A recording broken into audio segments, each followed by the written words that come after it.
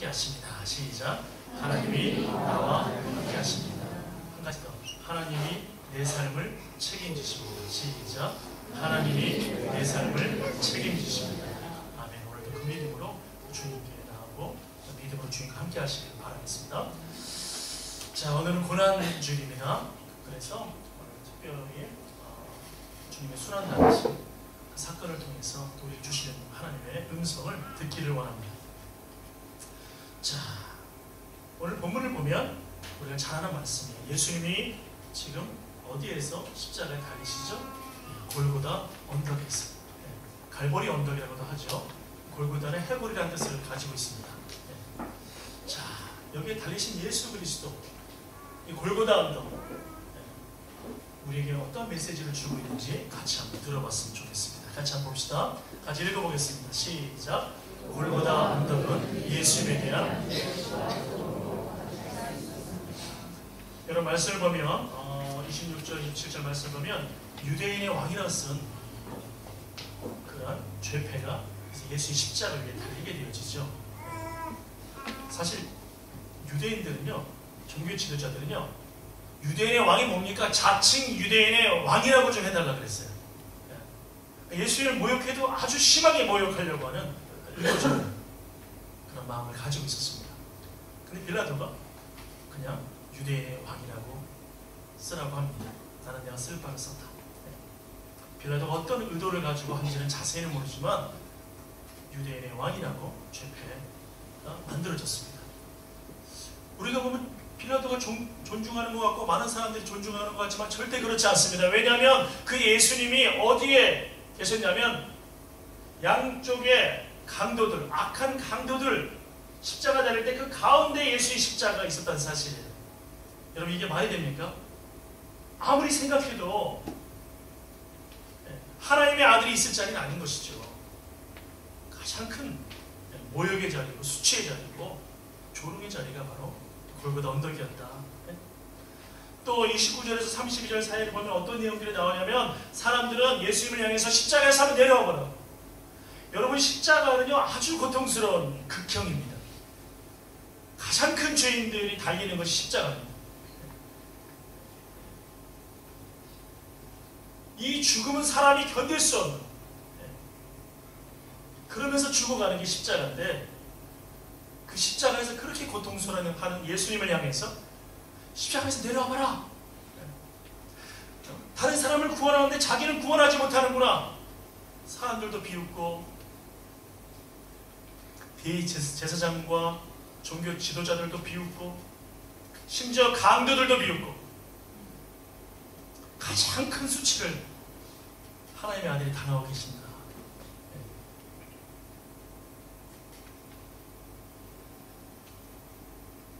여러분 참 이 종교 지도자들을 생각할 때마다 참 고통이 밀려옵니다. 사실. 왜냐하면 저희들도 어떻게 보면 같은 반열에 있기 때문에 아주 고통스러워요. 어떻게 이런 말을 막 쏟아낼 수가 있을까? 이렇게 막말을 어떻게 쏟아낼 수가 있을까? 그런데 여러분 과거뿐만이 아니라 지금도 마찬가지예요. 지금도 참 귀하고 이름도 없이 빛도 없이 헌신하고 수고하시고 그런 귀한 분들이 많으신데 적지 않으신데 또 막말을 쏟아내는 그런 종교 지도자들이 있습니다. 저는 이런 분들은 신앙의 지도자가 아니라 종교의 지도자다. 신앙이 아니라 종교다. 여러분 그 권력을 하는 것을 갖게 되어지는 순간에 그는 신앙이 아니라 종교가 돼요. 목사가 목양자가 아니라 CEO가 되는 순간에 그것은 종교가 되어지고 그렇게 되는 거예요. 그렇게. 아니 그냥 막 여성을 비하하는 얘기들을 막 쏟아내는 걸 보면 야 정말 충격을 받습니다. 제가 그 얘기를 다 앞에서 할 수가 없어서 그렇지.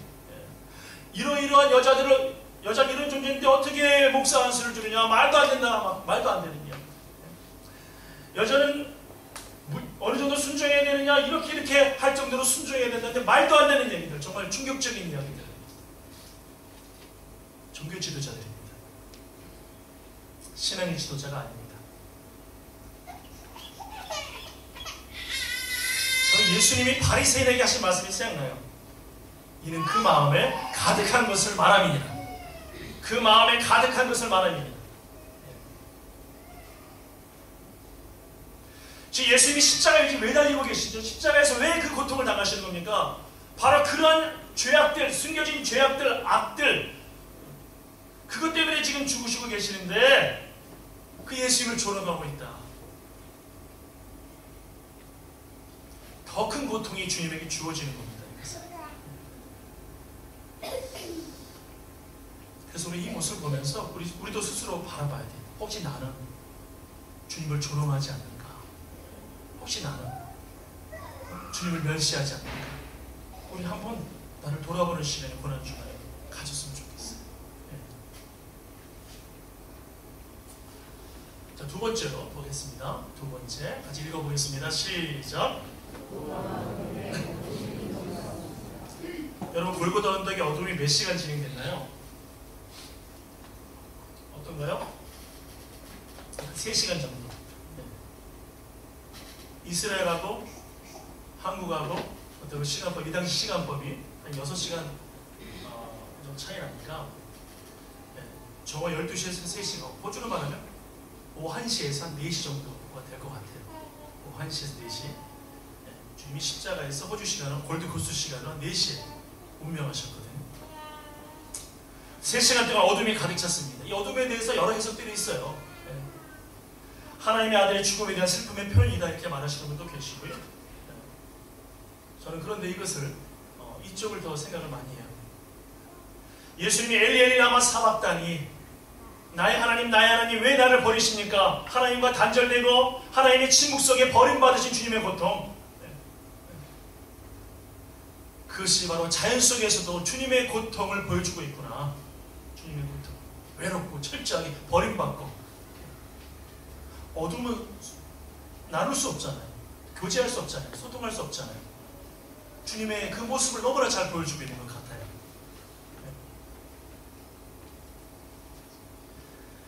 세 번째로 골고다 언덕 보겠습니다. 시작. 골고다 언덕은 십자가를 보여줍니다. 십자가가 어떻게 보이냐면 아주 선명하게 보여줍니다. 저는 이스라엘에 갔을 때 골고다 언덕을 올라가면서 우리 같이 갔던 권사님들, 집사님들 막 우시더라고. 그 길을 이제 걸어 올라가시면서 우시더라고. 근데 저도 속으로 참 마음이 참 아팠어요. 야, 이 길을 우리 주님께서 걸어가시는 거예요. 그 당시에 나이로 보면 저보다 어리셨을 거예요. 33살이시니까. 근데 이 길을 그 주님께서 걸어가셨구나. 걸어가시기 전에 법정에서 그렇게 고통당하시고 침뱉음을 당하시고 주먹으로 맞으시고 그 수모를 당하신 다음에 그 채찍을 맞으시면서, 그 당시 채찍은 동물의 뼈가 있었다 그러잖아요. 그러니까 한번 휘어칠 때마다 살점이 떨어져 나가는 그런 피가 터지는, 살이 터져서 피가 나는 그런 채찍인데, 그것을 이사야서 53장에 나와 있는 그 양처럼, 도살장에 끌려간 양처럼, 그러나 묵묵히 그 길을 걸어가셨구나.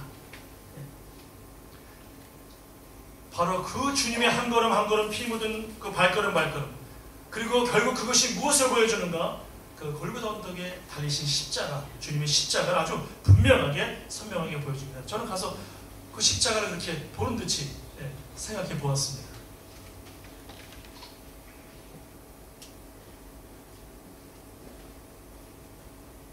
여러분, 그런데 이 십자가의 의미가 진짜 뭐냐? 오늘 제가 이 말씀을 나누고 싶은 거예요. 첫 번째 보겠습니다. 같이 읽어보겠습니다. 시작. 십자가는 예수님의 죽음과 동시에 죄인 나의 죽음입니다. 여러분, 예수님의 십자가는 사실 예수님이 달리셔야 될 십자가가 아니에요. 누가 달려야 되는 건가요? 내가 달려야 될 십자가입니다. 내가 죽어야 마땅한 거예요. 여기 여러분 중에 내가 십자가에 달릴 필요가 없는 사람 누가 있습니까? 요즘에 보면은 막 그 법정에 잡혀가는 사람들, 한국에 뭐 이렇게 죄를 지어 잡혀가는 사람 다 보면 다 진실해, 다 깨끗해. 네. 가훈이 청렴이고 진실이고, 네? 다 잡혀가다. 저는 참 한국의 역사를 보면서 마음이 너무 아파요. 네. 경제 성장을 이루었던 박정희 대통령은 암살을 당하셨잖아요. 네? 또 유교사 영부인께서도 암살을 당했잖아요. 네? 또 그 다음에 대통령 J, 그 다음에 N, 네?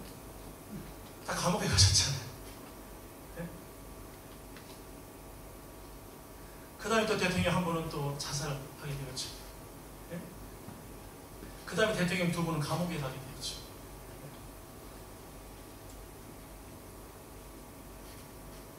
참 마음이 너무 아파요. 제가 이번에 하나님 앞에 사실 좀 회개를 했어요. 왜냐면 그 마지막에 감옥에 가신 대통령이 포항 출신이세요. 그리고 포항에 있던 제가 우리 교회 오기 전에 심어했던 교회 어릴 때 다녔던 분이에요. 네. 그래서 포항 사람들이 하도 그분이 대통령이 되길 바라니까 저도 그래도 장로 대통령이 낫지 않을까 기도를 많이 해줬어요. 저뿐만 아니라 오카노 목사님, 그 위대한 오카노 목사님조차도 그래도 장로가 되면 낫지 않겠냐고 그 한마디 하셨다. 사실은 네? 돌아가신 사랑의 교회 그 존경받던 오카노 목사님조차도. 아이고, 근데 세상에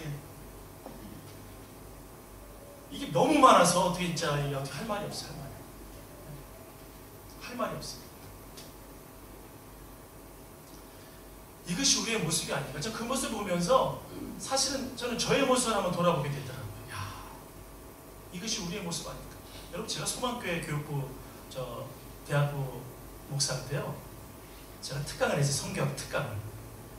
제가 얼마나 겁이 없었냐면 그때 이명 그분이 소망교회 제가 했던 그 장로님이셨거든요. 근데 특강하는데 제가 그때 아주 강력하게 제가 청년들한테 그 모인 수많은 청년들한테 제가 특강을 아주 정말 했어요. 근데 그게 내 힘으로 한 것 같지 않아요. 무서움은 제가 못했을 것 같아요. 그런데 제가 말씀을 묵상하고 선교에 대해서 특강하다가 어떤 설교를 전했냐면 그때가 그분이 서울시장으로 계실 때였어요. 근데 서울시가 하나님한테 봉헌한다고 뭐 이상한 소리 하시더라고요. 제가 그때 바로 그 이후에 좀 지나서 특강했는데 선교의 제목이 뭐냐면 선교는 이 시대의 선교는 이미지다. 이미지. 네? 여러분, 지금 선교는요 우리가 가지고요 뭐 예수천당 불신적 이렇게 한다고 교회가 오는 게 아니에요. 네?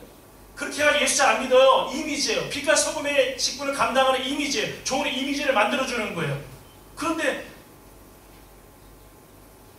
왕정시대도 아니고 영주도 아니고 봉건시대 영주도 아닌데 시민이 뽑아준 시장이 아니 서울시가 하나님한테 봉헌한다고 이런 소리를 해버리면 이 교회도 어쩌라고. 일반 사회들에서 선교를 다 막아버리는 거예요. 다 막아버리는 거예요. 얼마나 부정적인 생각들을 갖겠어요. 제가 그래서 이건 아니다 그래서 제가 거기 아마 그분의 아들이 왔을지도 몰라요. 이거 우리에게 굉장히 불리한 것이다. 선교 전략의 실패다. 어떻게 우리는 지금 시민이 뽑아줬는데 우리가 어떻게 이걸 사람을 한패 봉헌한다고 하는가. 선교적으로도 미스다. 이거. 이미지 선교의 실패다. 그런데 여러분, 사실 알고 보면 우리 모두가 다 그런 죄인인 거예요. 사실은 우리는 들키지 않은 죄인, 감옥에 들킨 죄인이 가는 것이고 우리는 들키지 않은 죄인들이에요. 이 얘기 동의 안 하시는 분들 한번 거기 오른쪽 한번 해보세요. 깨끗한 분들이 있습니다. 우리는 들키지 않은 죄인일 뿐이죠. 물론 죄질이나 여러 가지 다를 수 있지만 여러분, 바로 그것 때문에 우리의 죄 때문에 들키지 않은 그 죄 때문에 우리 악 때문에 예수님이 십자가에서 죽으신 거예요. 동시에 그 십자가는 주님이 다니셨지만 내가 달려야 될 십자가라는 거예요. 그것을 보여줍니다.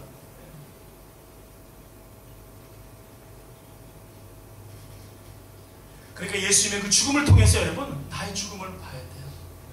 주님 그렇게 죽으셨네. 아프셨겠어요. 주님을 동정하고 불쌍히 여기고 아이고 주님 어떡해요. 이 정도로 끝나서 안 된다는 거예요. 이건 나의 죽음이다. 예수님 죽음을 보면서 내 대신 죽으셨구나. 두 번째로 십자가의 의미는 보겠습니다. 읽어보겠습니다. 시작.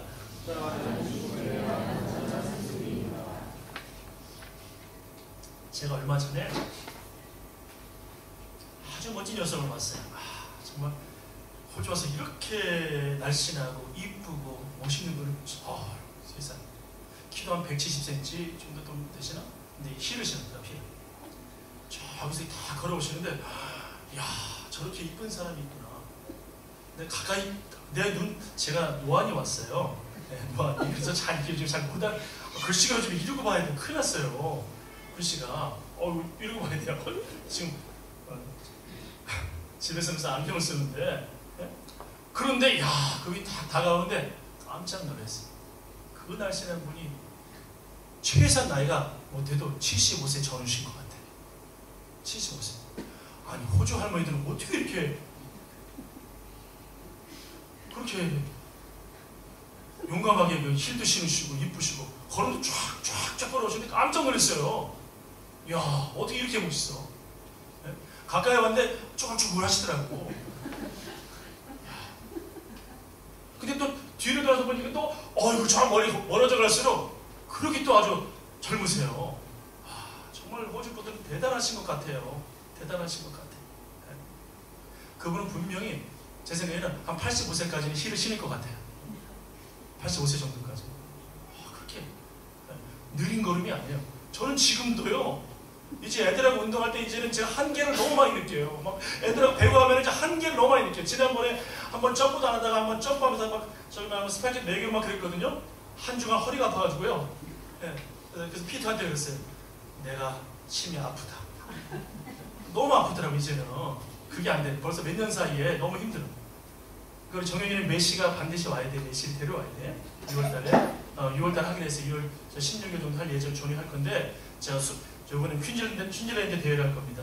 순복음교회 브리즈번 순복음교회 홍일선 목사님하고 얘기를 나눴더니 당신들도 참여하겠다고. 그래서 이번에 아주 판이 커질 것 같아 지금. 그래서 좋은 교제 나누기를 바라는데 여러분 아무리 건강해도요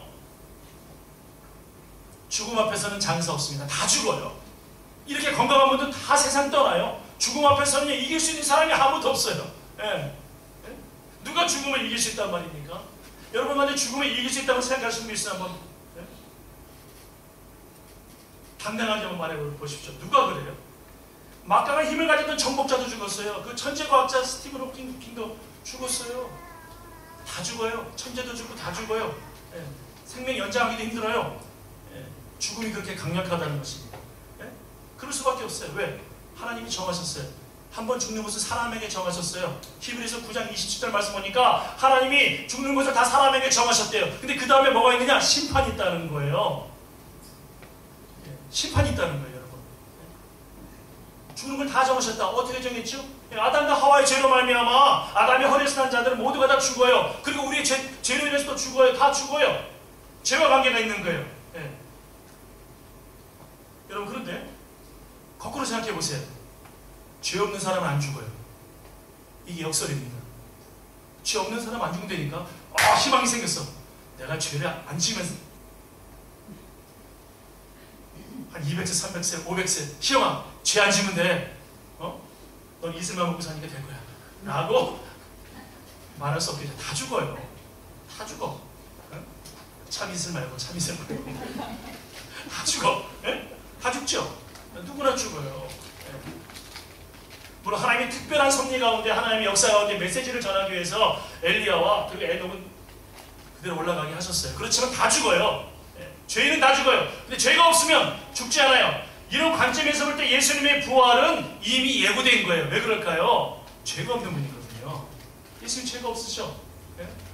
어떠한 죄도 없으셔. 하나님의 아들이셔. 예. 세상에 사람의 몸을 입고 오셨지만 그분은 세상에 살아가시면서 어떤 죄도 짓지 않으시고 하나님의 아들이시기 때문에 완전하시고 잉태 때부터 성령으로 잉태가 되어지고 모든 것이 이렇게 완전하신 죄와 관계가 없으신 그렇기 때문에 그분의 부활은 영원한 생명은 여러분 예고된 거예요. 예. 그런데 그분이 십자가에 죽으셨다. 무슨 말일까요? 완전한 승리를 위해서 죽으시고 살아나셨다. 죽음을 깨뜨리셨습니다. 여러분 창세기 3장 15절 말씀 보면 뱀의 후손은 어떡하죠? 여자의 후손에 팔 뒤꿈치만 상하게 해요. 십자가 그 십자가의 고통으로 죽는 그 죽음이라는 것은 죽음은 그 정도밖에 안 되는 거예요. 주님은 부활하셔서 죽음의 권세, 사탄의 권세, 머리를 박살내신 거예요. 예. 그 주님이 우리에게 완전한 승리를 주십니다. 예. 이것이 복음이에요. 예.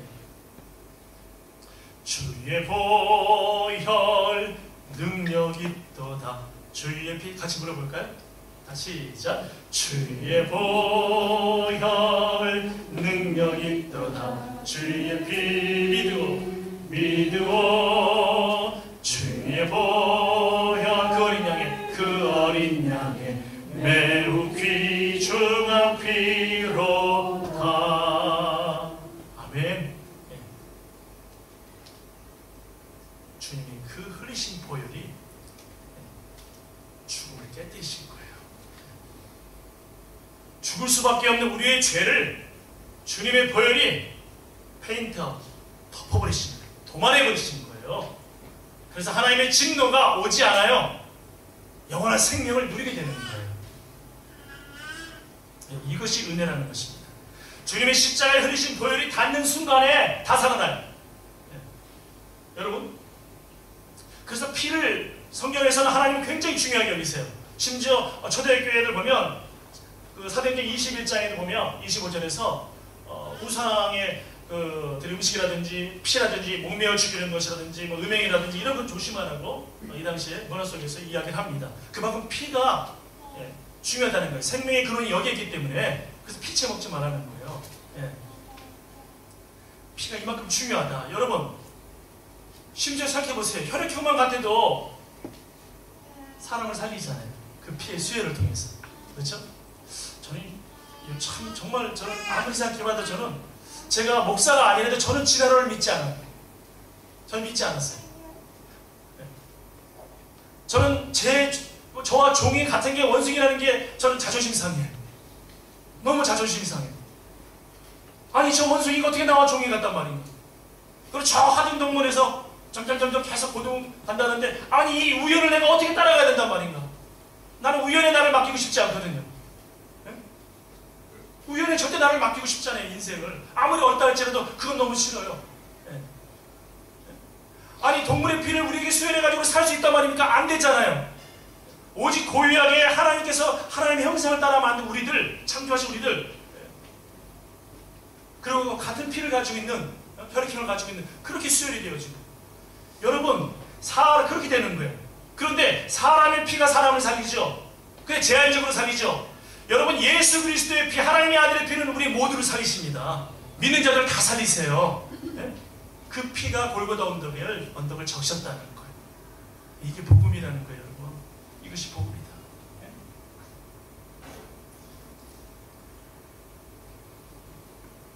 20세기의 탁월한 신학자인 칼 바르트가 있습니다.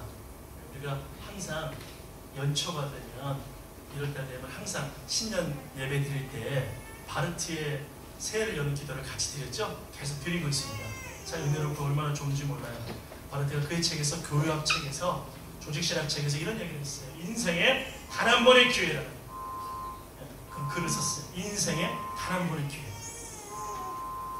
여러분, 때로 우리 역경과 어려움이 있잖아요. 그렇죠? 고난이 있죠. 고난이 오면 사람들은 그 고난 때문에 약한 사람들이, 연약한 사람들은 그냥 넘어져 버려요. 그 안에 감춰져 있는 보화를 캐지 못해요. 여러분, 고난은 돌아가신 오카는 목사의 말씀처럼 위장된 하나님의 축복이라는 거죠. 그래서 위기가 뭐예요? 곧 기회가 되어지는 겁니다. 위기가 곧 기회가 되어지는 거예요. 여러분, 어려울 때 야, 다 끝났어. 그게 아니라 그 어려울 때 오히려 그 안에 감춰져 있는 기회를 믿음 가운데, 기도 가운데 찾으시기 바랍니다. 그렇게 되는 거예요. 오히려 그것이 기회가, 찬스가 된다니까요. 그런데 인생의 단 한 번의 기회, 가장 큰 기회, 그게 뭐냐면 죽음이라는 거예요. 죽음은 마치 엄청나게 크고 무서운 것 같이 보이잖아요. 두려운 것 같이 보이잖아요. 여러분, 그만큼 그것이 더 큰 기회와 축복이 된다는 거죠. 찬스가 된다는 거죠. 어떻게 해요? 바로 예수 그리스도를 통해서. 여러분, 죽음을 두려워하지 마십시오. 죽음은 우리의 영원한 생명으로 인도하는 하나님의 축복입니다. 하나님의 은혜입니다. 우리는 그럴 거예요. 목사님 천국에 가보셨어요? 가보지 않았어요. 근데 어떻게 아세요? 저는 믿어요.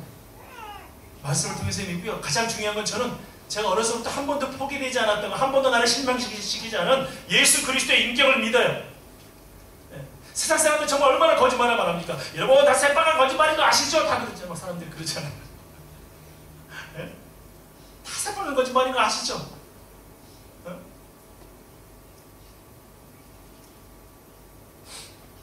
제가 한번 운 적이 있었어요. 그 뭐와 관계된 잡혀 갔다가 그분의 어머니가 미국에서 권사님이시더라고요. 그분이 울면서 말씀하신 그걸 보면서 제가 울었어요. 저는 그래도 장로님이라 믿었어요. 이러면서 울는데 눈물이 나더라고요. 눈물이 나더라고요. 그러던 가운데 제가 구약 말씀 읽을 때 깜짝 놀랐어요. 하나님께서는 거짓 증거한 자들, 남의 마음에 상처와 아픔을 준 자들을 반드시 보호하시리라 나와있더라고요. 그래서 제가 참 깜짝 놀랐어요.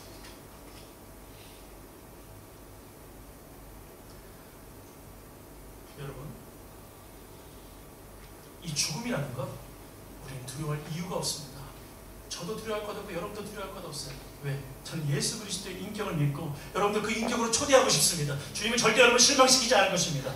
사도 바울이 그것을 확신했어요. 만약 우리가 전할 것이 가짜라면 가장 세상에서 불쌍한 게 우리들이다. 이것은 뭐냐면 그 예수의 부활을 믿었고 예수의 인격을 믿었고요. 자기들이 그분을 봤어요. 그리고 그분을 만났어요.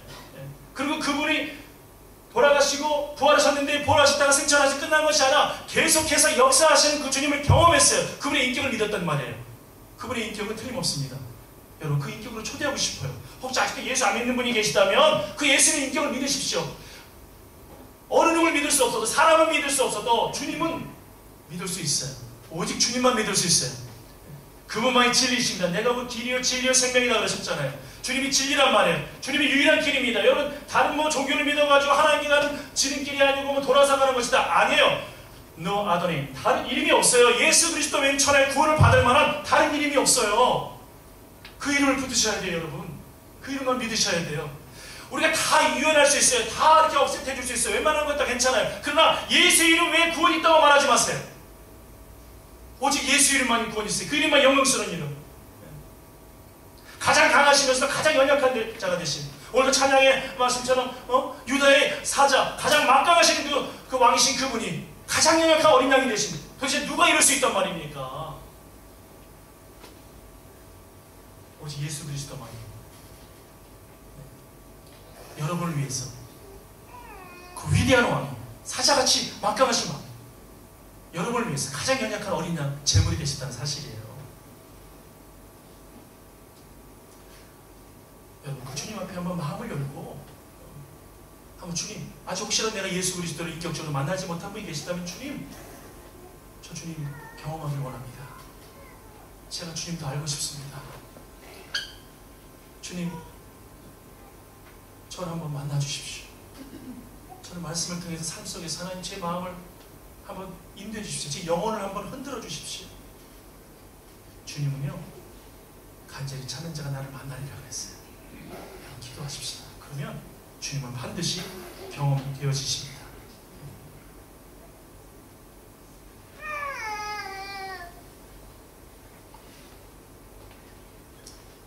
옛날에 이중표나 목사님이 계셨어요. 이분이 그 별세의 신학이라는 책을 쓰셨어요. 별세의 신학. 우리 예수 믿는 사람들이 세상을 살아가는 것 천년만년 살 것처럼 살아가지 말라는 거예요. 저는 좀 신기한 게 이분이 한신대를 졸업하시고 한신 쪽에서 목회를 하셨거든요. 그 한신은요 신학적으로 볼 때 굉장히 이렇게 좀 리버럴한 좀 진보적이기도 하고 그런 쪽이에요. 그쪽에. 그런데 이준표 목사님은 굉장히 아주 그 복음적이시면서 또 사회적으로 굉장히 열려 있었던 또 그런 분이 있었어요. 근데 그분이 별세의 신학. 근데 그 책이 얼마나 많은 사람들에게 후배들에게 감동을 주고 은혜를 끼치고 있는지 이 세상을 살아가되 청년만년 살 것처럼 살지 마라. 언젠가 세상을 떠난다. 별세를 옆에 두고 살아가. 여러분 우리는 사망이 아니죠. 죽어서 망하는 존재가 아니에요. 누구누구 사망. 아니에요. 우리는 별세, 세상과 이별하는 거죠. 그렇죠? 소천, 별세, 그 영원한 생명으로 들어가는 것이죠. 여러분, 이 세상을 살아갈 때 별세의 마음, 죽음을 내 옆에서 같이 두고 살아가는 사람이 죽음을 이길 수가 있습니다. 그것을 그냥 막 두려워가지고 무서워가지고 아이고 아니에요 여러분. 사도 바울이 그랬잖아요. 사망한 너에 쏘는 것이 어디 있느냐. 너 아무것도 아니라는 거예요. 왜? 예수 그리스도께서 너의 머리를 깨뜨리셨기 때문에, 나에게 우리에게 영원한 생명을 주셨기 때문에, 천국을 주셨기 때문에 사망한 너 아무것도 아니라는 거예요. 이제 아무것도 아니다. 죽어 망하는 게 아니다. 그래서 나 언제 주님이 불러도 나는 괜찮다. 왜? 주님이 내 곁에 계시니까. 내 곁에 계신 주님이 내가 숨이 멎고 모든 것이 신정지가 되어지고 뇌 활동이 다 정지가 되어질 때 그 주님께서도 내 곁에 계신 주님께서 나를 또 인도하실 것이다. 손 잡아주실 거거든요. 지금 잡고 계시거든요. 계속 잡고 가시니까 두려워할 거 없단 말이에요. 그 믿음으로 사는 게 바로 죽음에 대한 완전한 승리입니다. 그래서 복음을 가진 자의 마음이라는 거예요. 자, 그렇다면 여러분, 이것을 삶에 어떻게 적용할 것인가 잘 기억해야 돼요. C.S. 루이스가 내가 믿는 기독교에서 딱 한 가지 포인트를 줍니다. 그게 뭐냐면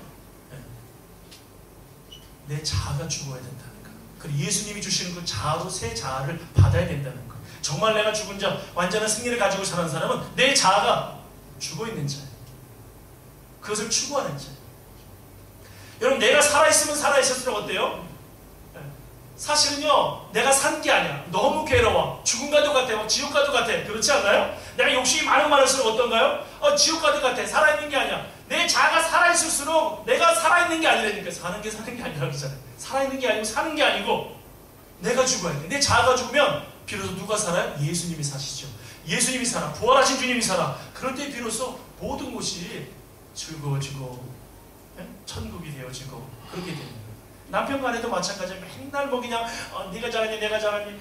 옛날에 어떤 분은 저한테 그러시더라고요. 상담한 얼마나 울었는지 몰라요. 그러면서 목사님 저희 집에 오셔가지고 남편하고 자고요. 누가 옳은지를 좀 가려주세요. 시시비비를 가려주세요. 이거 어떻게 하면 좋아요?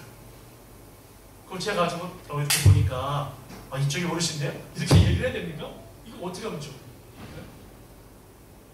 무슨 말이에요? 내 자아가 살아있어서 그런 거예요. 그러니까 이게 어려운 힘든 거예요. 상황들이. 자식과도 관계도 마찬가지예요.